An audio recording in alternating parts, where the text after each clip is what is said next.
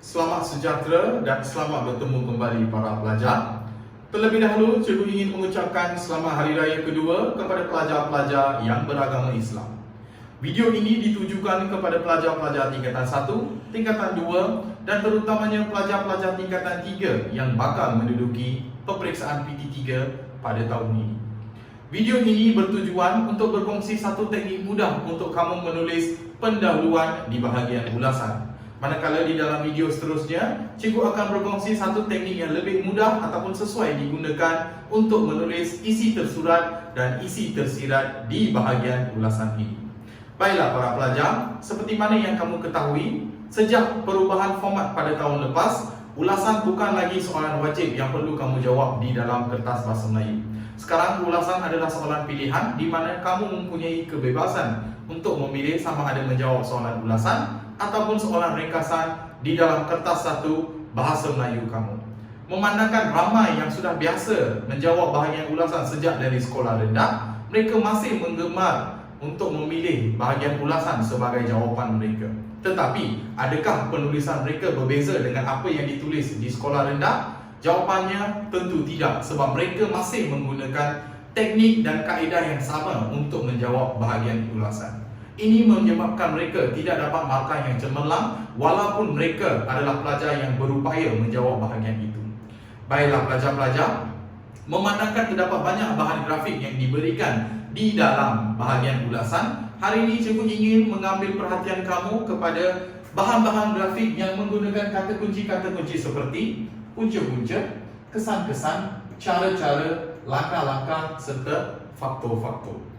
Kesemua kata kunci yang diberikan di dalam bahagian ulasan ini boleh dijadikan sebagai satu isu negara, di mana kita perlukan transformasi ini untuk menulis pendahuluan yang bagus untuk bahagian ini. Contoh soalan yang menggunakan kata kunci adalah punca-punca kemalangan jalan raya, faktor-faktor yang menyebabkan pencemaran alam sekitar, kesan-kesan buli kepada masyarakat dan banyak lagi. Okey, baiklah murid-murid. Teknik yang kita akan belajar hari ini adalah teknik dua langkah, di mana langkah pertama adalah gabungan T besar campur T kecil. T besar merujuk kepada tema, manakala T kecil merujuk kepada tajuk, dan langkah kedua adalah positif menurun, negatif meningkat. Mungkin ada yang tertanya-tanya, apa teknik dua langkah ini memandangkan banyak simbol dan susah untuk difahami? Biar cikgu jelaskan. Jika pelajar-pelajar lihat di sini, contoh soalan yang telah cikgu sediakan untuk kamu adalah punca-punca kemalangan jalan raya. Ini adalah soalan yang biasa kita telah buat sebagai latihan sejak di sekolah rendah. Okey, lihat pendahuluan ini. Dasawarsa ini, kes kemalangan jalan raya semakin meningkat di negara kita. Terdapat beberapa punca yang menyebabkan kemalangan jalan raya. So, ini adalah satu contoh pendahuluan di mana kita tidak menggunakan kaedah lama seperti yang menggunakan arahan soalan sebagai tajuk. Raja menunjukkan bla bla bla. Gambar raja menunjukkan bla bla bla. Itu adalah teknik kuno dan tidak mendatangkan markah yang cemerlang.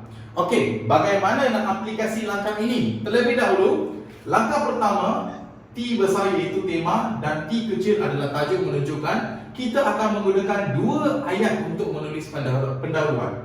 Ayat pertama menggunakan tema tajuk itu dan ayat kedua adalah menggunakan tajuk itu sendiri. Okey, sekiranya murid-murid lihat contoh di sini. Contoh soalan adalah punca-punca kemalangan jalan raya. Apakah tema soalan ini? Kemalangan jalan raya. Jadi ayat pertama kita mesti berkenaan tentang tema soalan tersebut. Okey, langkah kedua, positif menurun, negatif meningkat. Yang ini merujuk kepada isu. Sekiranya perkara yang dibincangkan di dalam soalan itu adalah sesuatu perkara yang membawa kebaikan, kita mengatakan bahawa ia semakin berkurang.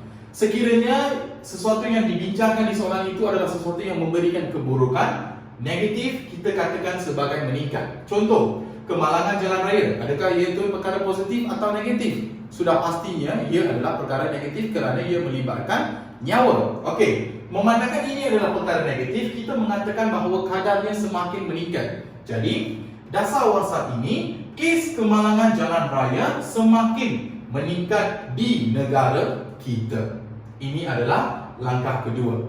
Langkah seterusnya adalah kita salin balik tajuk di mana terdapat beberapa punca yang menyebabkan kemalangan jalan raya. Maka jika kamu boleh tulis dua ayat ini, kamu dah mahir menggunakan kaedah ini. Dan mungkin ada yang rasa kaedah ini menyusahkan sebab biasanya kita akan menyalin semula ayat yang diberikan di dalam arahan soalan sebagai pendahuluan. Tetapi kenapa cikgu mengesyorkan kaedah ini? Kaedah ini sesuai untuk semua jenis soalan yang menggunakan kata kunci ini. Contoh, tadi soalan kita punca-punca kemalangan jalan raya.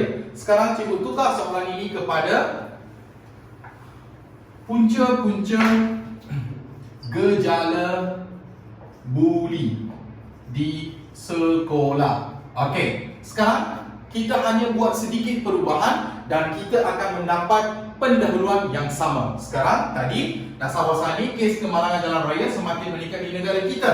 Sekarang cikgu tukar kemalangan jalan raya ini sebagai gejala buli di sekolah.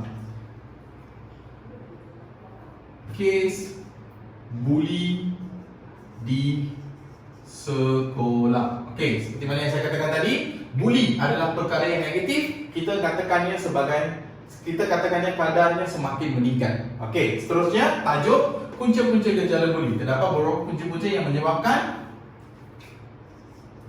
gejala buli di sekolah. Okey, so kita baca balik. Dasar warsa ini, kes buli di sekolah semakin meningkat di negara kita.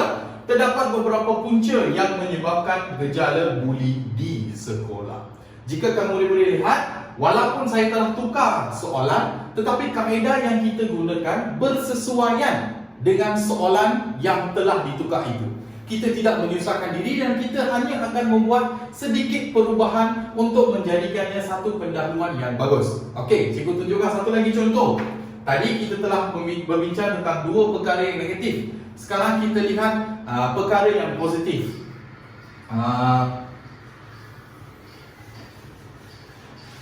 Cikgu akan memilih kata kunci cara-cara. Okey. Cara-cara mempromosikan permainan tradisional. Okey, permainan tradisional adalah perkara yang positif. Kalau positif, kita sepatutnya mengatakan dia telah berkurang. Okey, sekarang cikgu buat perubahan. Dasar wasan ini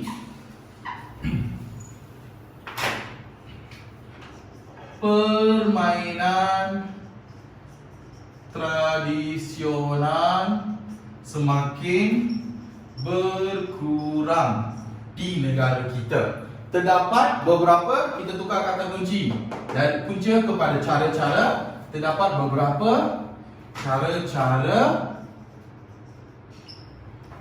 Tukar tajuk dia sekali. Tajuk dia mempromosikan permainan tradisional. Beberapa cara-cara untuk mempromosikan permainan tradisional. Faham tak? Dengan menggunakan kaedah ini, walau apa jua tajuk yang diberikan kepada kita berdasarkan kata kunci ini, kita hanya perlu lakukan sedikit perubahan dan kita boleh menulis satu pendahuluan yang berbeza daripada orang lain. Itu adalah kelebihan teknik dua langkah ini. Saya harap pelajar-pelajar telah faham teknik ini dan boleh amalkan di dalam penulisan ulasan mulai hari ini. Ingat, rajin berlatih dan ada kalanya kamu akan buat kesalahan. Tetapi jangan risau, kesalahan itu menunjukkan kamu sedang berusaha. Jika kamu mempunyai sebarang persoalan, tolong komen di bahagian komen dan saya akan cuba menjawab soalan anda. Dan kita akan bertemu di dalam video seterusnya. Sekian, terima kasih.